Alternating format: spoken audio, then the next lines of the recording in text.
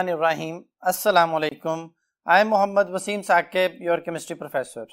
बेटा आज हमने MD CAT का लेक्चर नंबर 15 डिस्कस करना है, तो आइए चलते हैं बोर्ड की तरफ।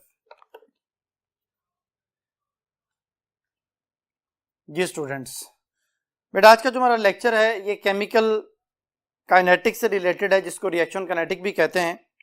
तो बेटा आज जिन चीज़ों को हम डिस्कस करेंगे उसमें सबसे पहले इंट्रोडक्शन है, difference between rate of reaction and specific rate constant है, टर्म्स और उनकी डेफिनेशन है, method of the determination of rate of reaction है बेटा, जिसमें फिजिकल मेथड भी आएंगे और केमिकल मेथड्स भी आएंगे, factor affecting the rate of reaction बेटा आएगा, ऑर्डर ऑफ रिएक्शन के बारे में डिस्कशन होगी, डिफरेंस बिटवीन मॉलिक्यूलैरिटी और ऑर्डर ऑफ रिएक्शन इनका कॉन्सेप्ट क्लियर करेंगे, classification of the order of reaction उसको डिस्कस किया जाएगा बेटा, experimental determination of the order of reaction उसके बारे में जो हम डिस्कशन करेंगे, हाफ लाइफ मेथड और एक्टिवेशन एनर्जी और जो थ्योरीज हैं रिएक्शन रेट के हवाले से उनके बारे में डिस्कशन होगी, जिसमें हम collision theory of the reaction rate और ट्रांजिशन स्टेट थ्योरी दोनों के बारे में डिस्कशन करेंगे। तो बड़ा स्टार्ट करते हैं।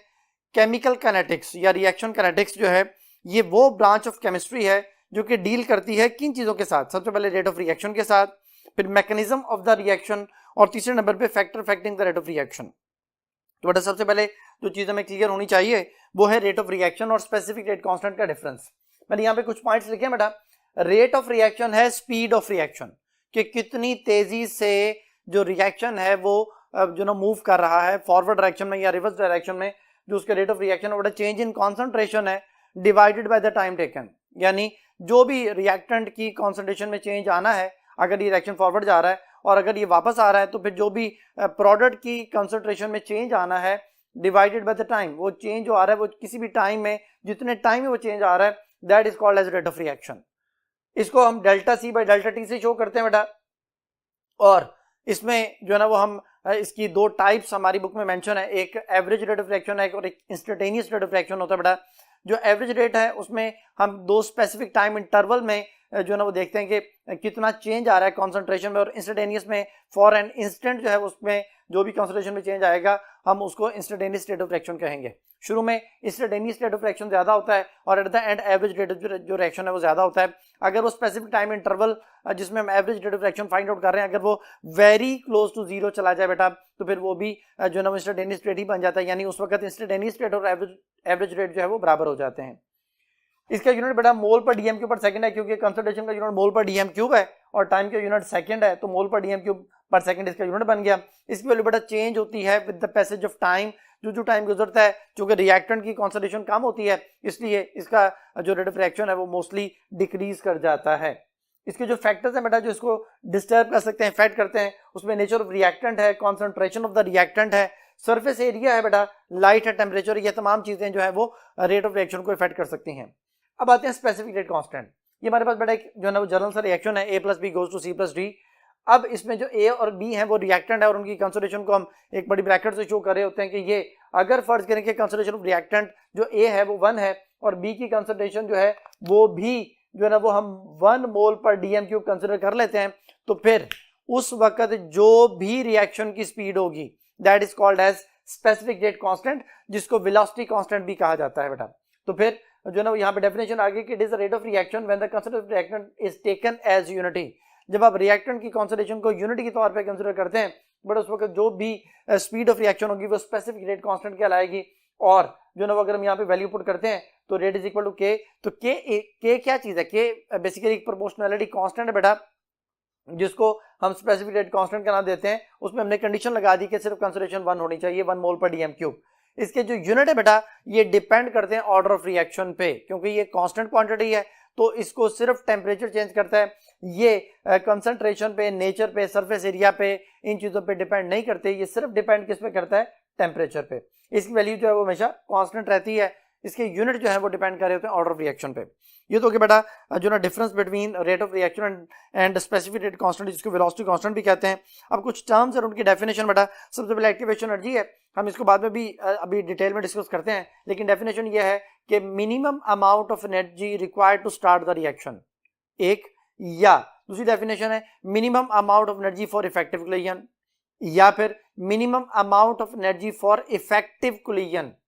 तो ये सारे जो उसकी मैंने अभी डेफिनेशन बोली है सारी एनर्जी ऑफ एक्टिवेशन या एक्टिवेशन एनर्जी की डेफिनेशन है। सेकंड नंबर पे है कैटालिसिस, वो प्रोसेस वो रिएक्शन जिसमें कैटलिस्ट यूज किया जाता है उसे कैटालिसिस कहा जाता है। यहाँ पे लिखा हुआ reaction in which catalyst is used is called catalysis, ठीक है। ऑर्डर ऑफ रिएक्शन बेटा, ऑर्डर ऑफ रिएक्शन जब एक एक्सपेरिमेंटल टर्म है और जो है ना हम ये कहते हैं कि दुनिया में मैक्सिमम रिएक्शन जो है वो एक से ज्यादा स्टेप पे मुश्तमिल है, तो उनमें जो स्लोएस्ट स्टेप होगा उस स्लो स्टेप पे जितने मॉलिक्यूल हिस्सा ले रहे होते हैं वो बेटा ऑर्डर ऑफ रिएक्शन कहलाते हैं। तो यहाँ पे it is the number of the reacting molecules whose concentration alters the rate of reaction. तो ये वाली बात जो है ना वो ठीक है, ये ऑर्डर ऑफ रिएक्शन की डेफिनेशन है। रेट इक्वेशन, ये जो बेटा हम यहाँ पे लिखते हैं रेट इक्वेशन, ये rate of reaction is equal to K और कंसंट्रेशन ऑफ रिएक्टेंट जो भी रिएक्शन में हिस्सा ले रहे होते हैं तो इसको हम उसकी रेट इक्वेशन कहते हैं। इसमें जो भी नंबर ऑफ मोल्स पावर में आ जाते हैं, जैसे यहाँ पे अभी हमने 1 ही कंसिडर किया, 1 की जो पावर है, अगर यहाँ पे कोई नंबर होता, फर्ज करें कोई नंबर यहाँ पे शुरू में जो ना वो आ जाता है कि यहाँ पे 2 आ जाता है, यहाँ 3 आ जाता है, तो वो 2 और 3 जब इसकी पावर में आने थे तो इनका सम जो है वो ऑर्डर ऑफ रिएक्शन कहलाता है। तो ये रेट इक्वेशन और उसे रिलेटेड जो है ना वो ऑर्डर ऑफ रिएक्शन भी साथ ही clear. Half of the reaction बेटा वो टाइम जिसमें half of the reactant product में कन्वर्ट हो जाए that is called as half life. ये बेटा हाफ लाइफ की डेफिनेशन हो गई।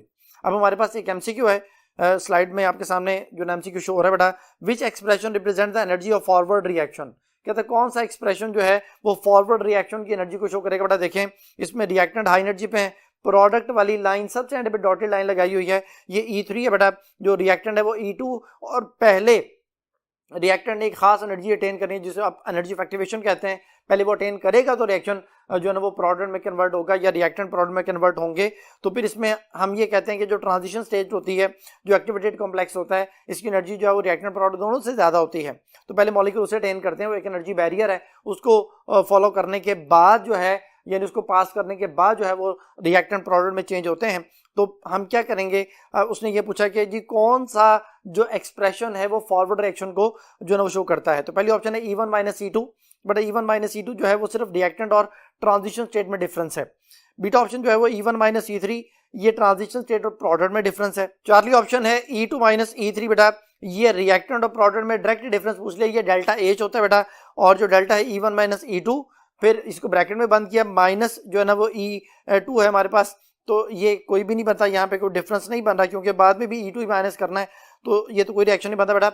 जो कि फॉरवर्ड रिएक्शन की बात हो रही है तो फॉरवर्ड जाने के लिए रिएक्टेंट पहले चूंकि एनर्जी ऑफ एक्टिवेशन में जाएंगे तो वो अल्फा ऑप्शन उसे मैच कर रही है क्योंकि वो E1 माइनस E2 है, यानी जो ट्रांजिशन स्टेट और रिएक्टेंट में जो डिफरेंस है यही फॉरवर्ड रिएक्शन के लिए वो मिनिमम एनर्जी जो रिक्वायर्ड है, जो रिएक्शन स्टार्ट करने के लिए रिक्वायर्ड होती है, तो फिर ये अल्फा में मेंशन है, तो इस एमसीक्यू का अल्फा आंसर। नेक्स्ट क्वेश्चन है बेटा, the process which take place in the presence of catalyst is called catalysis, which of the following reaction is a type of homogeneous catalysis. कहते जी जो रिएक्शन कैटालिस्ट की मौजूदगी में होता है वो कैटालिसिस कहलाता है, तो कौन सा रिएक्शन जो है वो होमोजेनियस कैटालिसिस की एग्जांपल है बेटा।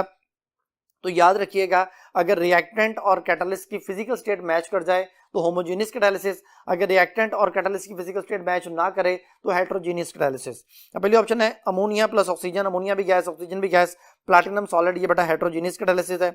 बीटा ऑप्शन ईथीन गैस है, हाइड्रोजन गैस है, निकल इसके अंदर जो है ना वो कैटालिस्ट है जो कि मेटल सॉलिड होता है बेटा, तो ये भी हेटेरोजेनियस कैटालिसिस है।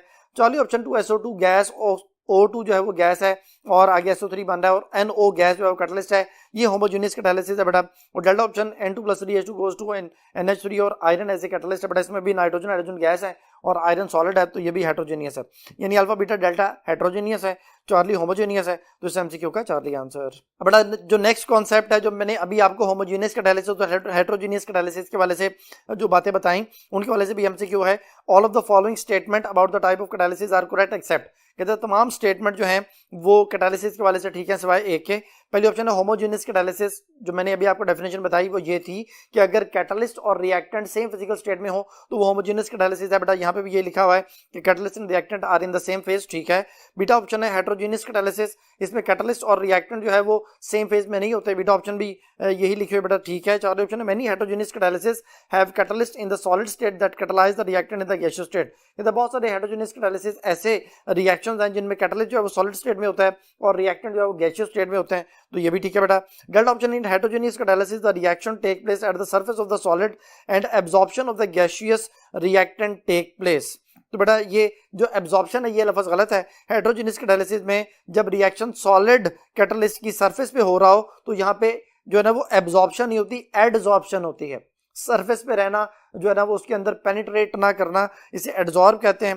तो एब्जॉर्प्शन नहीं होती, एडजॉर्प्शन होती है। तो डेल्टा इनकरेक्ट हो गया, तो इस एमसीक्यू का डेल्टा आंसर। बेटा जो नेक्स्ट आपके सामने स्लाइड है वो है determination of the rate of chemical reaction. Rate of chemical reaction को फाइंड आउट करने के लिए हमारे पास दो मेथड है, फिजिकल मेथड और केमिकल मेथड। इनका डिफरेंस मैंने यहाँ पे बोर्ड पे मेंशन कर दिया बेटा। देखें जो फिजिकल मेथड है इनमें जो ना वो आप कोई इंस्ट्रूमेंट यूज करेंगे और ये ज्यादा एक्यूरेट मेथड है, और एक्यूरेट होने के साथ साथ इनको हैंडल करना भी ईजी है। जो हमारे पास केमिकल मेथड है उसमें चूंकि आपने केमिकल प्रोसेस इन्वॉल्व करना है, वो इतना एक्यूरेट नहीं होता, डिफिकल्ट मेथड है, आसानी से जो है ना वो आप कह लें कि जो है ना वो अंडरस्टैंड करना जो है ना वो इतना इजी नहीं है, नॉट इजी टू अंडरस्टैंड। इसलिए जो है इसमें हम क्या करते हैं कि पहले तो हम एक जो है ना वो केमिकल रिएक्शन परफॉर्म करते हैं। जैसे फर्स्ट करें जी टाइट्रेशन आपने की, तो टाइट्रेशन के बाद आप जो है ना वो ग्राफ प्लॉट करते हैं बिटवीन टाइम एंड कॉन्सेंट्रेशन, और उस जो है ना वो ग्राफ की मदद से आप उसका rate of reaction find out करते हैं कि उस ग्राफ में फर्स्ट करें कर्व आई है, उस कर्व पे एक पॉइंट लेंगे, टेंजेंट ड्रॉ करेंगे, उस टेंजेंट पे एक ट्रायंगल ड्रॉ करेंगे, और ट्रायंगल ड्रॉ करने के बाद जो है ना वो चेंज इन द जो है ना वो आप कह सकते हैं कि वाई एक्सिस और जेड एक्सिस में जो चेंज आएगी उसमें कंसंट्रेशन और टाइम में जो चेंज है उसकी वैल्यू फाइंड आउट करके आप उसका rate of reaction find out करेंगे, जो कि एक लेंथी और लेस एक्यूरेट मेथड है। क्योंकि मैंने यहाँ पे भी मेंशन कर दिया कि it is difficult method and rate of reaction can not be determined accurately. लेकिन जो फिजिकल मेथड्स हैं वो ज्यादा एक्यूरेटली हैं, इजी टू हैंडल है। और इनमें जो हमारी बुक में मेंशन है बेटा स्पेक्ट्रोमेट्री है, जिसमें जो है ना वो डिफरेंट जो है ना वो आप कह सकते हैं कि इलेक्ट्रोमैग्नेटिक रेडिएशन को एब्जॉर्ब करवाया जाता है। इलेक्ट्रिकल कंडक्टिविटी मेथड है, इसमें जो है ना वो इलेक्ट्रिकल कंडक्टिविटी का जो डिफरेंस है उसको टाइम पे डिवाइड करके rate of reaction find out किया जाता है। डायलेटोमेट्रिक मेथड है, जिसमें आप वॉल्यूम चेंज जो है उसको मेजर करते हैं और उसको टाइम पे डिवाइड करके जो rate of reaction find out करते हैं। इसी तरह रिफ्रैक्टोमेट्रिक मेथड है, जिसमें रिफ्रैक्टिव इंडेक्स जो है उसको फाइंड आउट किया जाता है और उसकी मदद से जो है ना वो आप उसका rate of reaction find out करते हैं। ये सारी बातें जो मैंने अभी बोली है बेटा, ये यहाँ पे नेक्स्ट स्लाइड में details of the physical method में मेंशन है कि स्पेक्ट्रोमेट्रिक में लिखा हुआ है कि स्पेक्ट्रोफोटोमीटर जो है वो यूज किया जाता है। रिएक्टेंट ने प्रोडक्ट एब्जॉर्ब UV-IR रेडिएशन जो है वो एब्जॉर्ब करते हैं, और अमाउंट ऑफ रेडिएशन जो ना वो जो भी एब्जॉर्ब हुई होती हैं वो उसका रेट ऑफ रिएक्शन प्रोवाइड करती हैं। जो इलेक्ट्रिकल कंडक्टिविटी मेथड, इसमें कंडक्टोमेट्रिक मेथड यूज किया जाता है, और इसमें कंडक्टिविटी जो है वो डिपेंड कर रही होती है कि कंसंट्रेशन ऑफ आयंस जो है वो कितने हैं, और उसी हिसाब से फिर उसका rate of reaction find out किया जाता है। जो डायलेटोमेट्रिक मेथड है वो वॉल्यूम चेंज और उसको टाइम पे डिवाइड करके हम उसका rate of reaction find out करते हैं।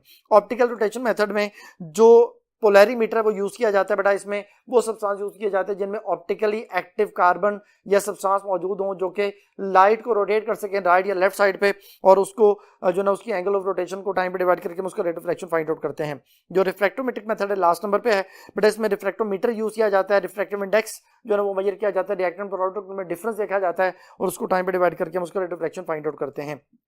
तो ये डिटेल थी फिजिकल मेथड के वाले से। अब बेटा एक एमसीक्यू है, क्वेश्चन है when the change in the concentration is 3 × 10⁻⁶, कि बेटा डेल्टा सी है, चेंज इन कंसंट्रेशन है, and the time for that change is 10 second, और उसका जो टाइम है वो 10 सेकंड है, तो the rate of reaction will B, तो उसका रेट ऑफ रिएक्शन क्या होगा बेटा। तो अभी हमने पढ़ा कि रेट ऑफ रिएक्शन है delta C by delta T.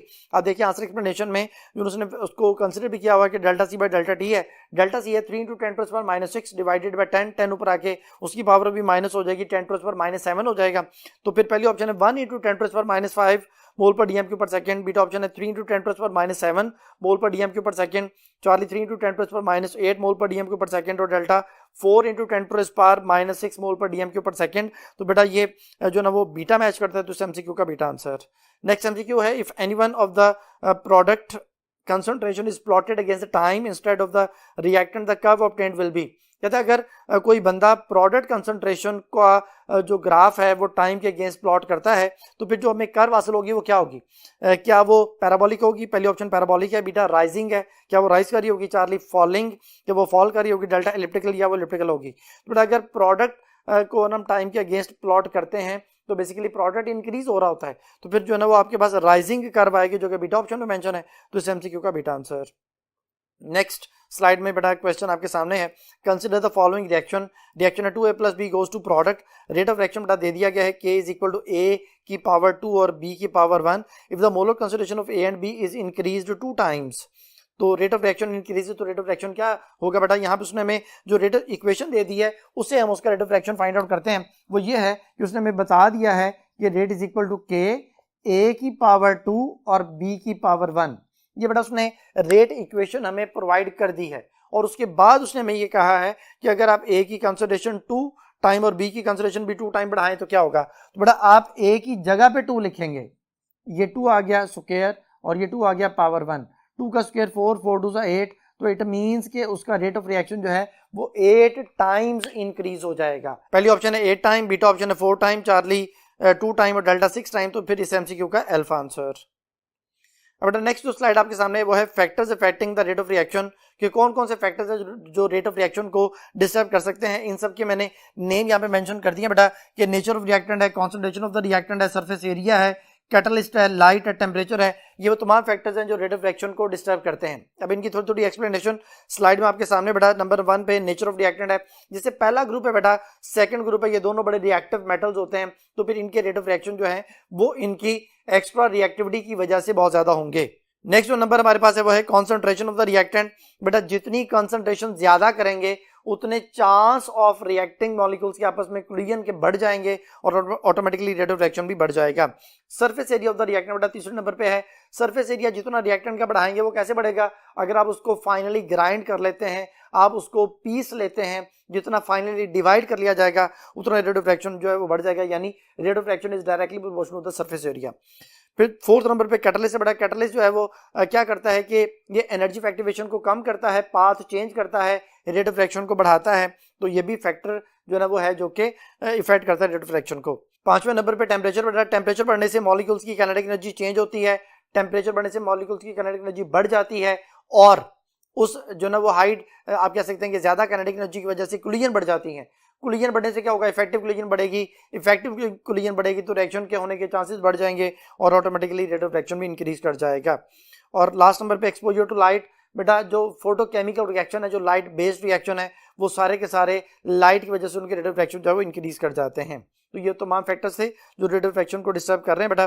तो फिर इसी से रिलेटेड एक एमसीक्यू है, which of the following statement is are correct about the factors which affect the rate of reaction. कहते हैं जी डिफरेंट स्टेटमेंट जो है ना वो दी गई है, तो कौन सी करेक्ट है उन फैक्टर के वाले से जो रेट ऑफ रिएक्शन को इफेक्ट करते हैं। तो नंबर 1 पे है nature and the concentration of reactant, बेटा दोनों पे डिपेंड करता है rate of reaction. Second number पे है surface area of the reactant.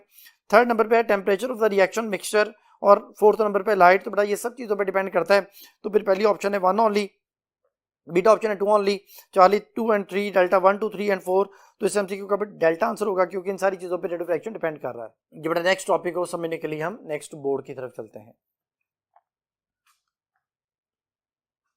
Ji students, बेटा नेक्स्ट टॉपिक है ऑर्डर ऑफ रिएक्शन। स्लाइड आपके सामने है। मैंने शुरू में भी आपको ऑर्डर ऑफ रिएक्शन के बारे में थोड़ा सा कॉन्सेप्ट बताया, लेकिन यहाँ पे मैंने पहले एक डिफरेंस जो है वो लिखा हुआ है। ऑर्डर ऑफ रिएक्शन वाली स्लाइड को हम जो ना वो एक स्लाइड के बाद समझते हैं। पहले जो स्लाइड आपके सामने आ रही बेटा उसमें बेसिकली एक क्वेश्चन है, लेकिन उस क्वेश्चन में एक कंपैरिजन दिया हुआ है, तो उस कंपैरिजन को मैंने बोर्ड पे लिख लिया है। उस कंपैरिजन को समझने के बाद हम इस क्वेश्चन को सॉल्व करते हैं, फिर हम वापस ऑर्डर ऑफ रिएक्शन की तरफ आते हैं। बेटा दो चीजें हैं, एक है मॉलिक्यूलैरिटी और एक है ऑर्डर ऑफ रिएक्शन। मॉलिक्यूलैरिटी है number of molecules taking part in the reaction, involve in the reaction, जितने मॉलिक्यूल रिएक्शन में हिस्सा ले रहे होंगे बेटा उसकी मॉलिक्यूलैरिटी है। और ऑर्डर ऑफ रिएक्शन जो है वो sum of the exponent of the molar concentration of the reactant as given in the rate equation, कि आप किसी भी रिएक्शन की रेट इक्वेशन लिखते हैं उसमें जो भी रिएक्टेंट की कंसंट्रेशन है उनकी जो पावर है उस पावर का जो सम है that is called order of reaction.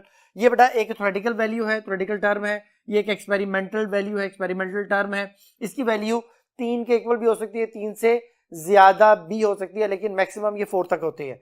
इसकी वैल्यू बेटा 0 1 2 3 और इन फ्रैक्शन होती है, नेगेटिव में भी होती है। तो इसका मतलब यह है कि ये 0 फ्रैक्शन नेगेटिव हर चीज में है, लेकिन मैक्सिमम ये भी 3 तक की ऑर्डर ऑफ रिएक्शन होता है।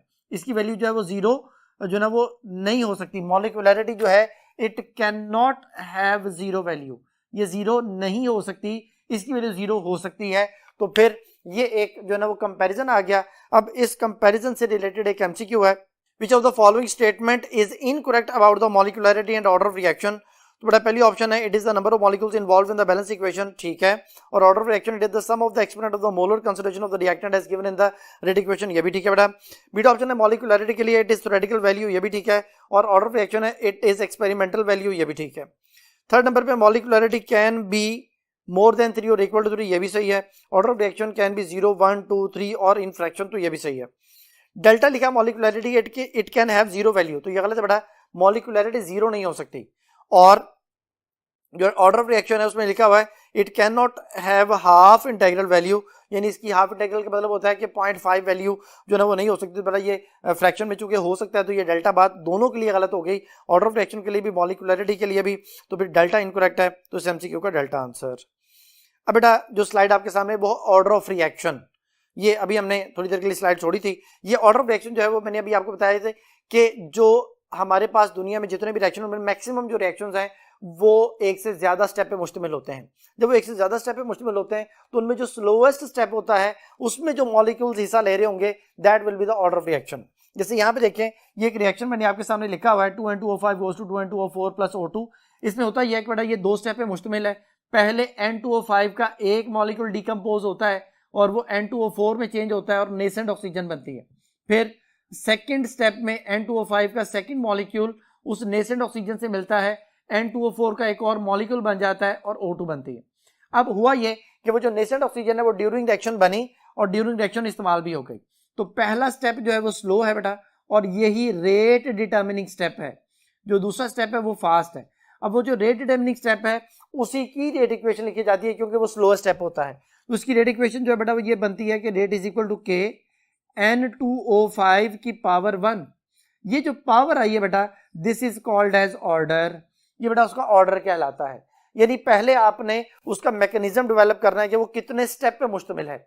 उन स्टेप्स में देखना है सबसे ज्यादा टाइम टेकिंग कौन सा है। वो टाइम टेकिंग में वो जो सबसे ज्यादा टाइम टेकिंग होगा वो स्लो स्टेप होगा और उसमें जितने मॉलिक्यूल हिस्सा ले रहे होंगे बेटा वो उसका ऑर्डर है। यानी हम ये कहेंगे कि इस केस में रेट ऑफ रिएक्शन N2O5 की कंसंट्रेशन पे डिपेंड करता है बस।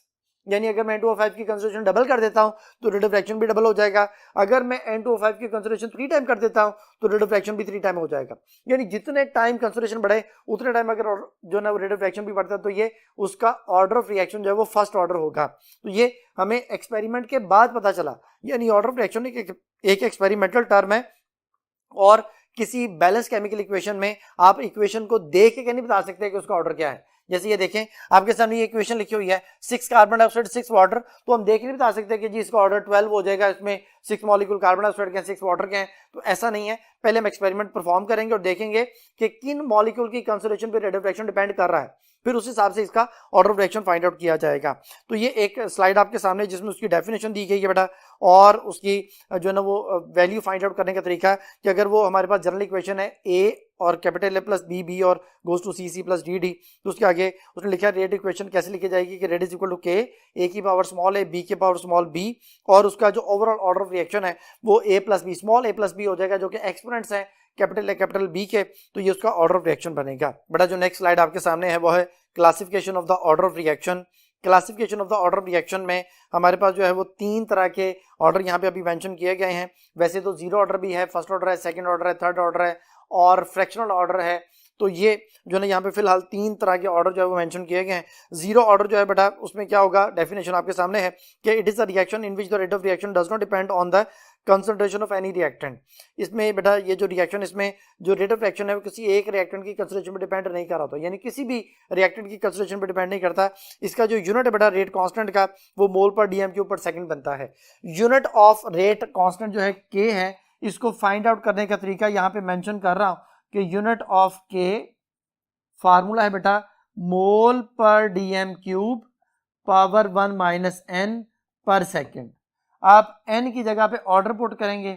0 अगर यहाँ पे 0 फर्ज करें आ जाता है तो 0 के लिए 1 माइनस 0, तो हमारे पास k के जो यूनिट बने बेटा वो आ जाएंगे कि मोल पर डीएम क्यूब पर सेकेंड। यही जो यूनिट है ये रेट ऑफ रिएक्शन के भी होते हैं। यानी हम ये कहते हैं कि 0 ऑर्डर के रेट कांस्टेंट के यूनिट और रेट ऑफ रिएक्शन के यूनिट बराबर हैं। फिर आगे एग्जांपल बेटा कार्बन डाइऑक्साइड और वाटर है बेटा, ये दोनों रात के वक्त भी पौधे के पास मौजूद हैं, लेकिन रात के वक्त चूंकि सनलाइट मौजूद नहीं होती इसलिए जो ना फोटोसिंथेसिस नहीं हो सकती और जो ना कार्बोहाइड्रेट प्लस ऑक्सीजन नहीं बनती। तो इसमें फिर कार्बन डाइऑक्साइड और वाटर की कंसंट्रेशन पे रेट ऑफ रिएक्शन डिपेंड नहीं करता, तो फिर उनकी पावर जो है वो 0 लिख दी गई और हमारे पास रेट इज इक्वल टू के जो है वो आ गया, क्योंकि किसी भी चीज की पावर 0 जो है वो 1 बनती है। सेकंड नंबर पे जो लिखा हुआ बेटा वो है first order reaction. First order reaction जो है उसकी डेफिनेशन है it is a reaction in which the rate of reaction depend upon the concentration of only one reacting substance.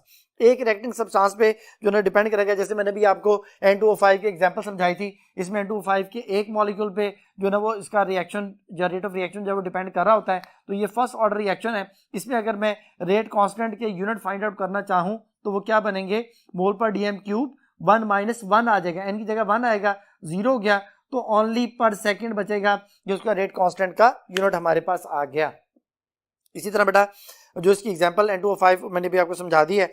Last number पे second order reaction, it is a reaction in which the rate of reaction depend upon the concentration of two reacting substance और two molecules. दो reacting substance या दो molecule पे जब rate of reaction depend करता है तो बेटा एग्जांपल आगे NO+O3 ये वाली एग्जांपल लिखी है, गोज टू NO2+O2, और इसमें चूंकि दो मॉलिक्यूल पे डिपेंड कर रहा है, दोनों की पावर 1 है, तो दोनों को जब सम अप करेंगे तो इसका ऑर्डर जो है सेकंड ऑर्डर बनेगा। इसमें रेट कांस्टेंट का यूनिट जो है क्या बनेगा, 1 - 2।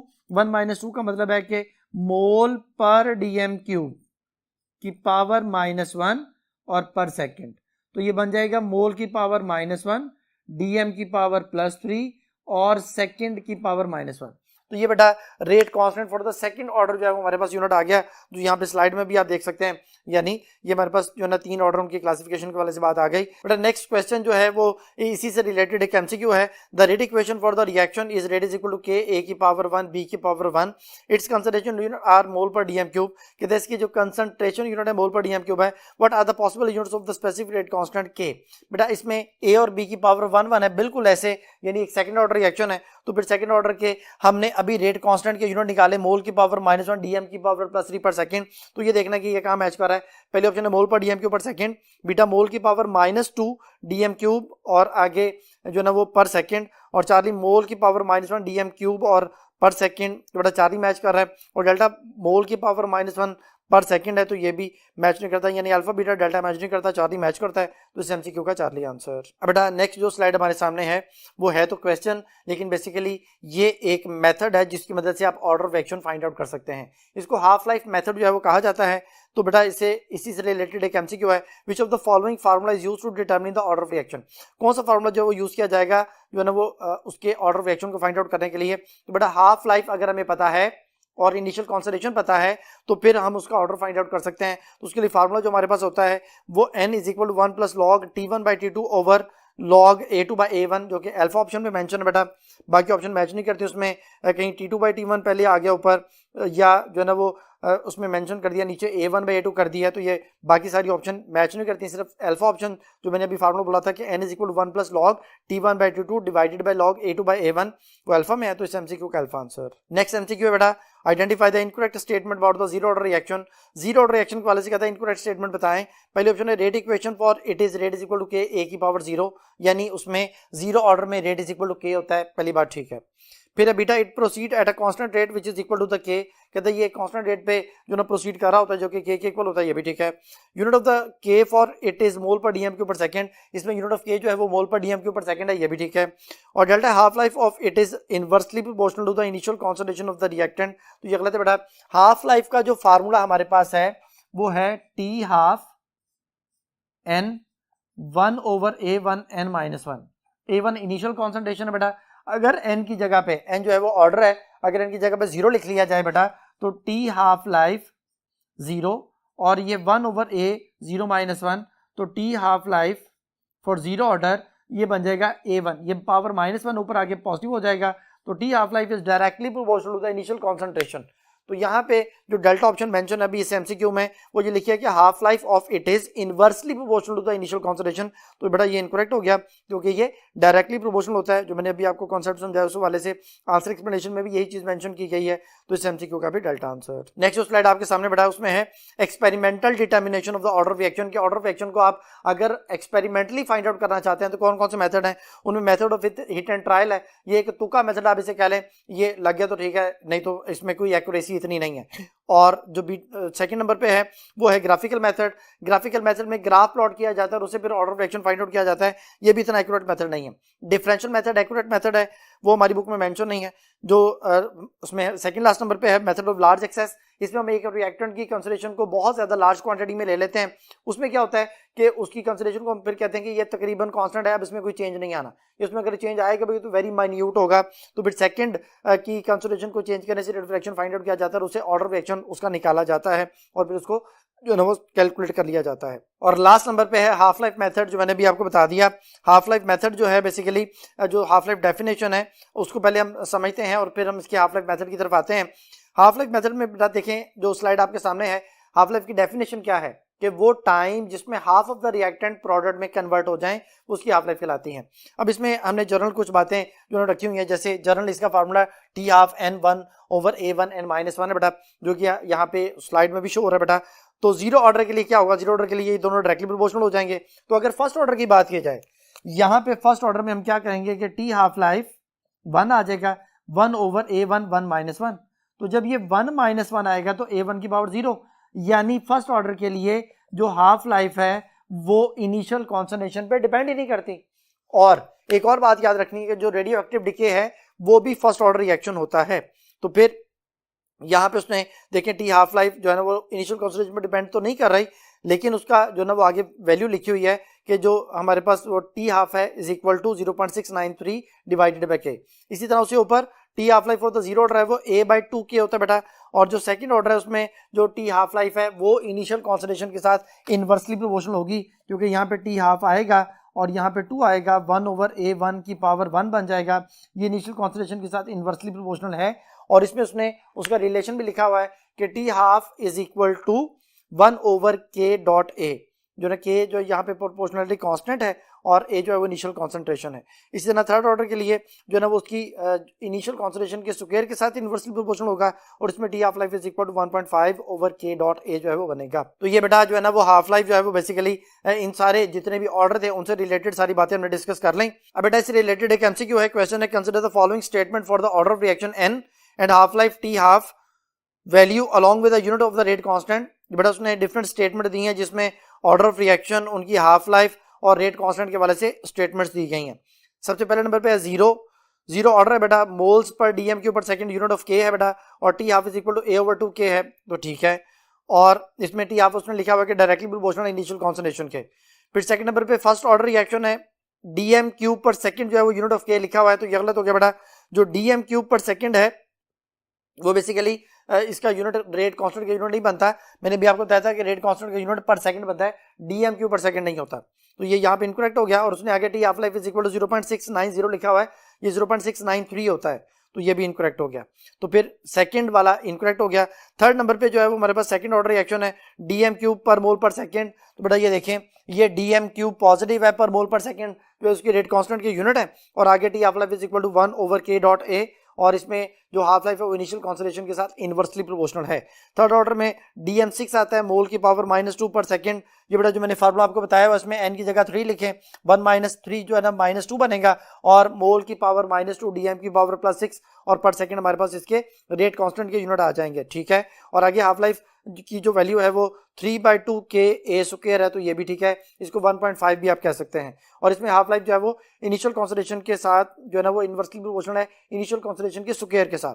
तो इसका मतलब है कि 1, 3, 4 स्टेटमेंट ठीक है, सेकंड स्टेटमेंट इनकरेक्ट है। तो क्वेश्चन है which of the above statement is are incorrect, कौन सी इनकरेक्ट है? तो पहले ऑप्शन 1 ओनली, बीटा ऑप्शन है 2 ओनली, चार्ली 3 एंड 4, डेल्टा 1 2 3 4, बेटा 2 ओनली जो है वो इनकरेक्ट है, तो फिर इस एमसीक्यू का बीटा आंसर। अब नेक्स्ट कॉन्सेप्ट को समझने के लिए बेटा हम नेक्स्ट बोर्ड की तरफ चलते हैं।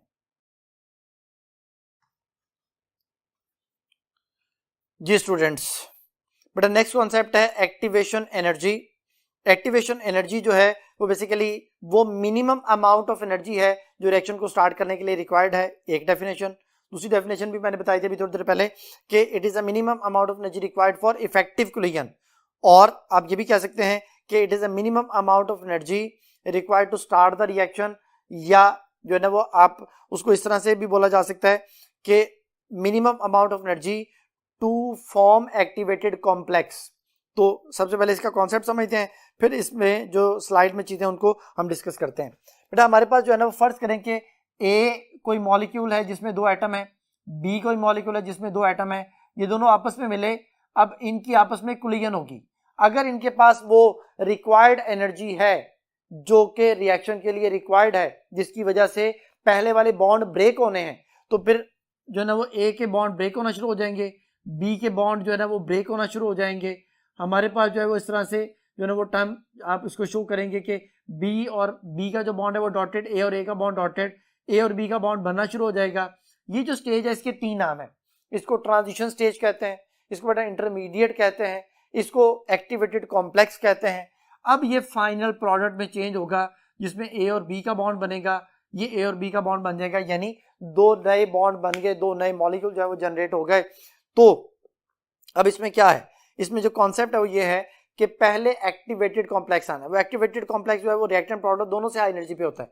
ये देखिए मैंने यहाँ पे एंडोथर्मिक एक्सोथर्मिक दोनों केसेस में रिएक्टेंट से पहले एक्टिवेटेड कॉम्प्लेक्स फिर प्रोडक्ट, रिएक्टेंट से पहले एक्टिवेटेड कॉम्प्लेक्स फिर प्रोडक्ट। वो एक्टिवेटेड कॉम्प्लेक्स जो है वहां पे जो एनर्जी होती है वो एनर्जी ऑफ एक्टिवेशन कहलाती है। तो बेटा इससे रिलेटेड कुछ बातें हैं, ये देखें जो स्लाइड में आपके सामने शो हो रही हैं कि it is represented by EA, इसको EA से शो करते हैं। इट्स यूनिट्स आर जाउल और किलो जॉल पर मोल, तो ये भी ठीक है। Fast reaction usually have low activation energy, बेटा जितनी एक्टिवेशन एनर्जी कम होगी उतना रेट ऑफ रिएक्शन फास्ट होगा, तो ये वाली बात भी ठीक है। And slow reaction have the high activation energy, यानी आप ये कह सकते हैं कि activation energy rate of reaction के साथ इनवर्सली प्रोपोर्शनल है, जितनी एक्टिवेशन एनर्जी ज्यादा रेट ऑफ रिएक्शन कम, जितनी activation energy come rate of reaction भी ज्यादा। और नेक्स्ट जो हमारे पास है वो बेटा लिखा हुआ है कि in case of exothermic reaction the potential energy of the reactant is higher than the product. बेटा एक्सोथर्मिक रिएक्शन में देखें, ये एक्सोथर्मिक रिएक्शन है, ये प्रोडक्ट है, उसकी जो पोटेंशियल एनर्जी वो कम है, रिएक्टेंट की पोटेंशियल एनर्जी जो है वो ज्यादा है। तो यहाँ पे यही बात मेंशन है कि potential energy of the reactant is higher than the product. और अगर मैं एंडोथर्मिक की बात करूँ तो उसमें प्रोडक्ट की जो पोटेंशियल एनर्जी वो ज्यादा और रिएक्टेंट की कम है, तो ये वाली बात भी ठीक हो गई। And this difference is shown by delta H, और इनका जो डिफरेंस है बेटा, ये रिएक्टेंट और प्रोडक्ट का जो डिफरेंस है इसको हम डेल्टा एच से शो करते हैं। तो एंडोथर्मिक में देखें कि ये एनर्जी ऑफ एक्टिवेशन है जो कि ज्यादा वैल्यू है, तो आप कहेंगे कि एंडोथर्मिक में EA ग्रेटर देन है डेल्टा एच के, और यहाँ पे एनर्जी ऑफ एक्टिवेशन कम है और जो हमारे पास डेल्टा एच है वो ज्यादा है, तो इस केस में बोलेंगे कि energy of activation is less than delta H. तो जो ये दोनों रिलेशन में हमारे पास एनर्जी ऑफ एक्टिवेशन और डेल्टा एच का रिलेशन भी आ गया। तो बेटा ये जो चीज़ है, ये जो कॉन्सेप्ट है, ये जो ग्राफ मैंने भी आपको समझाया, इसको स्लाइड की शक्ल में भी आपके सामने शो किया जा रहा है। पोटेंशियल एनर्जी की डायग्राम आपके सामने। सबसे पहले एंडोथर्मिक के केस में इसमें कुछ पॉइंट्स हैं, उनको मैं पढ़ रहा हूँ कि in case of endothermic reaction the potential energy of the reactant is lower than the product. मैंने भी आपको बताया कि रिएक्टेंट की पोटेंशियल एनर्जी कम होती है, प्रोडक्ट की पोटेंशियल एनर्जी ज्यादा होती है। डिफरेंस को डेल्टा जो है ना एच से शो करते हैं। Activation energy for the forward जो है वो ज्यादा होती है और रिवर्स की कम होती है। हर रिएक्शन जो फॉरवर्ड जाते हुए एंडोथर्मिक है, वापस आते हुए एक्सो हो जाता है। बेटा फॉरवर्ड जाते हुए फर्ज करें कि जो ना ये हमारे पास EF है और वापस आते हुए ये EB हो जाएगा, तो यहाँ पे आप ये कहेंगे कि EF is greater than EB। तो ये भी कॉन्सेप्ट जो है ना वो यहाँ पे स्लाइड में मेंशन है, जो मैंने भी आपको समझाया। Next for endothermic reaction the activation energy for the forward is higher than the reverse reaction. ये भी जो ना वो हमने डिस्कस कर लिया कि फॉरवर्ड जाते हुए एक्टिवेशन एनर्जी ज्यादा और वापस आते हुए एक्टिवेशन एनर्जी कम। और लास्ट नंबर पे है कि in endothermic reaction the product is comparatively less stable, कि इसमें प्रोडक्ट जो चूंकि हाई एनर्जी पे बनता है इसलिए वो लेस स्टेबल होता है।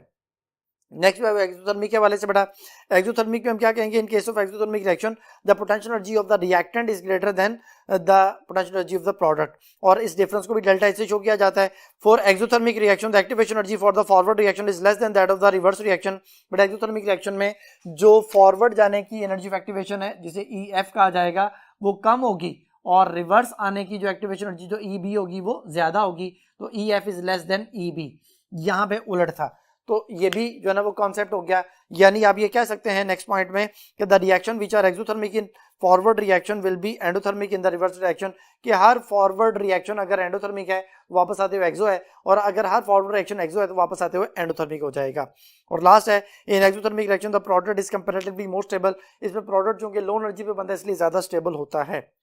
अब बेटा लास्ट नंबर पे जो हमारे पास कॉन्सेप्ट है वो है theories of the rate of reaction. बेटा 2 थ्योरीज हैं जो कि रेट ऑफ रिएक्शन को एक्सप्लेन करती हैं। पहले नंबर पे है कुलियन theory of the reaction rate, और सेकंड नंबर पे हमारे पास जो है वो ट्रांजिशन स्टेट थ्योरी है। इन दोनों की स्लाइड्स हमने बड़ी जबरदस्त किस्म की स्लाइड बनाई है। तो पहली जो थ्योरी है वो है कुलियन theory of the reaction rate.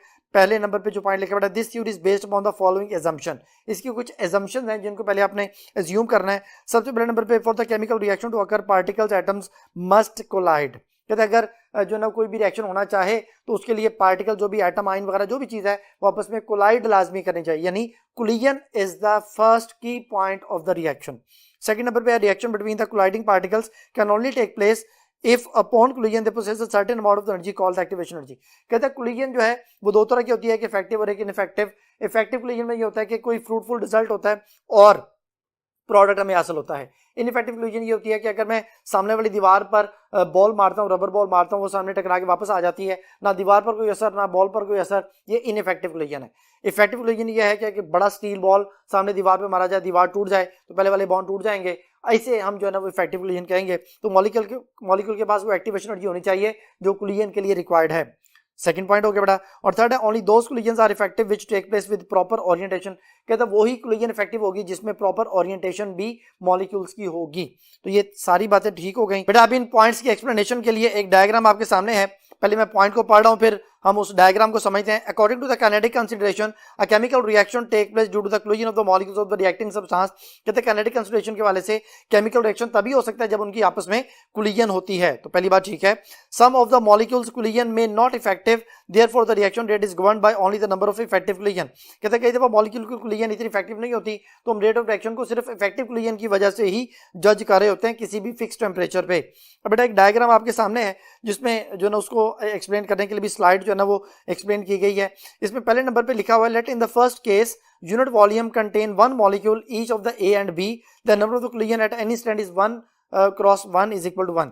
यानी वो कहते हैं कि किसी बॉक्स के अंदर सिर्फ दो मॉलिक्यूल हैं ए और बी, तो इनके आपस में टकराने के चांसेस जो है वो सिर्फ ए की कोलिजन है। सेकंड केस में बेटा देखें कि उसी यूनिट जो ना वो वॉल्यूम के अंदर दो मॉलिक्यूल जो है ना दोनों के मौजूद हैं, ए और ए यानी दो मॉलिक्यूल हैं, बी और बी यानी दो मॉलिक्यूल हैं। फिर यहाँ पे वो क्या कह रहा है, in the second case let the number of the molecules of A and B are 2 each, दोनों के दो दो मॉलिक्यूल हैं, then the number of collision at any instant is 4। अब बेटा ए जो है ना वो पहले बी से टकरा सकता है और ए दूसरे बी से टकरा सकता है, इसी तरह दूसरा ए पहले बी से टकरा सकता है, दूसरा ए दूसरे बी से टकरा सकता है। तो देयर आर 4 कोलिजन जो है ना उनके चांसेस मौजूद हैं। थर्ड केस में ए के दो मॉलिक्यूल हैं, बी के 3 मॉलिक्यूल हैं। अब यहाँ पे बेटा हमारे पास 6 जो ना उनके चांसेस हैं, उनमें एरो से शो किया गया है कि पहला ए तीनों बी से, दूसरा ए तीनों बी से, तो बेटा 6 चांसेस जो हमारे पास हो गए। और लास्ट जो केस उसमें दोनों के 3 मॉलिक्यूल हैं, तो यहाँ पे 9 केसेस जो है हमारे पास हो जाएंगे, यानी 9 चांसेस हो जाएंगे उनके कोलिजन के। तो इट मीन्स जितनी ज्यादा concentration of the reacting molecules, जितनी ज्यादा कोलिजन उतना ज्यादा रेट ऑफ रिएक्शन। तो फिर आप ये कह सकते हैं कि reaction rate is directly proportional to the molar concentration of A multiply by the molar concentration of B. और आप एट द एंड जो है ना वो इनको कंसंट्रेशन को किससे शो करते हैं, ब्रैकेट से शो करते हैं। तो ए की कंसंट्रेशन ब्रैकेट वाली और बी की कंसंट्रेशन ब्रैकेट वाली, तो फिर reaction rate is equal to K A और बी हमारे पास आ जाएगा, जो कि एंड पे स्लाइड में मेंशन किया गया है। अब नेक्स्ट जो है हमारे पास दूसरी जो थ्योरी है बेटा वो ट्रांजिशन स्टेट थ्योरी है। वो ये कहती है कि minimum amount of energy which is required for the effective collision. ये डेफिनेशन तो हमारे पास जो है ना वो उसकी जो पहली थ्योरी थी जिसको हम जो है ना वो कोलिजन थ्योरी बोलते थे, उसकी डेफिनेशन यहाँ पे मेंशन की गई है। ट्रांजिशन स्टेट थ्योरी ये कहती है कि जो है इसको एक्टिवेटेड कॉम्प्लेक्स थ्योरी भी कहते हैं। इसमें मॉलिक्यूल्स पहले एक इंटरमीडिएट बनाएंगे, एक एक्टिवेटेड कॉम्प्लेक्स बनाएंगे, एक ट्रांजिशन स्टेज बनाएंगे, उसके बाद वो प्रोडक्ट में चेंज होंगे। तो उसमें लिखा हुआ है कि on the reaction path between the initial and final arrangement of the atom और molecule there exist an intermediate configuration at which the potential energy has the maximum value. कहते हैं जी ए और बी जो है वो जब आपस में रिएक्शन कर रहे होते हैं तो इनमें एक इंटरमीडिएट स्टेज आती है जहाँ पे ए और बी की जो एनर्जी है वो मैक्सिमम हो जाती है, उसको हम ट्रांजिशन स्टेज या एक्टिवेटेड कॉम्प्लेक्स या जो है इंटरमीडिएट का नाम देते हैं। The configuration corresponding to this maximum is known as activated complex. कहते हैं इसको हम एक्टिवेटेड कॉम्प्लेक्स का नाम देते हैं। It's state is refer to as a transition state, और इसको ट्रांजिशन स्टेट भी कहा जाता है। अब बेटा इससे रिलेटेड एक और स्लाइड जो है उसमें मेंशन किया गया, the difference between the energies of the transition and initial state is closely related to the experimental activation energy for the reaction. It represents the minimum energy that a reacting और flowing system must acquire for the transformation to take place. तो जो difference है उस transition state पे और reactant में, वो minimum energy है जो उनको रिक्वायर्ड होती है उस ट्रांजिशन स्टेट को बनाने के लिए। तो उसके बाद ही रिएक्शन जो है वो पॉसिबल होगा, प्रोडक्ट में कन्वर्ट होगा। तो ये पहला पॉइंट आ गया। और second point, in the transition state theory the activated complex is considered to have been formed in the state of equilibrium with the atom और molecules in the initial state. कहते हैं जो ट्रांजिशन स्टेट है वो उसके बारे में ये कंसिडर किया जाता है कि वो एक स्टेट ऑफ इक्विलिब्रियम में होती है, एटम और मॉलिक्यूल के साथ जो रिएक्टेंट स्टेट में होते हैं, इनिशियल स्टेट पे होते हैं, और फिर फाइनली जो है ना ये कन्वर्ट होते हैं प्रोडक्ट में। और आखिरी बात है, the rate at which the final state is attained is determined by the number of the activated complex formed and the frequency with which they go over to the final state. कहते हैं जो rate of reaction है वो final state जो हमें final product हासिल होना होता है उसका हम जो ना डिटर्मिनेशन इस तरह से करते हैं कि जितने ज़्यादा एक्टिवेटेड कॉम्प्लेक्स बनेंगे उतनी तेज़ी से जो ना वो कन्वर्ट होंगे वो प्रोडक्ट में, और उस हिसाब से प्रोडक्ट के रेट ऑफ रिएक्शन जो है हमारे पास आ जाएगा। अब बेटा इसके हवाले से एक ग्राफ जो है वो बना हुआ है जिसमें इनिशियल स्टेट लो एनर्जी पे, फिर ट्रांजिशन स्टेट हाई एनर्जी पे, और एट देन फाइनल स्टेट जिसे प्रोडक्ट कह रहे हैं वो फिर अगेन लो एनर्जी पे आ जाता है। तो ये एक प्रोग्रेस ऑफ रिएक्शन जो है उसको शो कर रहा होता है। बेटा इससे रिलेटेड एक एमसीक्यू है, which is incorrect statement about the activated complex. Activated complex की वजह से कौन सी बात इनकरेक्ट है? पहले option it is high energy species, ठीक है। बीटा है इट इज स्टेबल स्पीशी, तो ये गलत है बेटा, ये स्टेबल ही होती है, अनस्टेबल होती है, क्योंकि हाई एनर्जी होती है इसलिए अनस्टेबल प्रोडक्ट में चेंज होगी तो स्टेबल होगी। Charlie it is unstable species, ये सही है। और delta potential energy is maximum at the activated complex state, तो ये भी ठीक है बेटा, पोटेंशियल एनर्जी सबसे ज्यादा होती है, यानी अल्फा चार्ली डेल्टा ठीक है, बीटा इनकरेक्ट है, तो इस एमसीक्यू का बीटा आंसर। ये तो बेटा आज का टॉपिक, उम्मीद है